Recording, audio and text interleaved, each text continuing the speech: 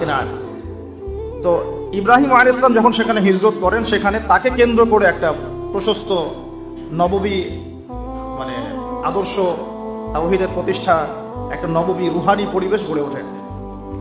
এবং নবী ইব্রাহিম আলাইহিস সালামের দুজন স্ত্রী ছিলেন, সারা আলাইহিস সালাম এবং হাজারা আলাইহিস সালাম। সারা আলাইহিস সালাম তার সাথে ওখানে থাকতেন, ওই কেনানে, অর্থাৎ বাইতুল মুকাদ্দাসের কাছাকাছি।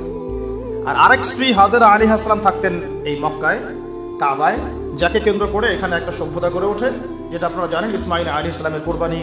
এবং এই বংশেই নবী সাল্লাল্লাহু আলাইহি ওয়াসাল্লামের একজন দাদা আছেন, তার নাম হলো আদনান।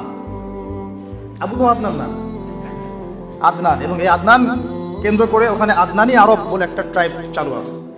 ওখানে আরবের অনেকগুলো ধারা আছে, আরবে আরিবা, আরবে বাইদা, আরবে মুস্তারিবা। এভাবে আস্তে আস্তে একটা পর্যায়ে গিয়ে আদনানি আরব একটা আরব দেখা যায়। এই বংশের একজন মানে মহাপুরুষের নাম হলো ইসমাঈল আলাইহিস সালাম।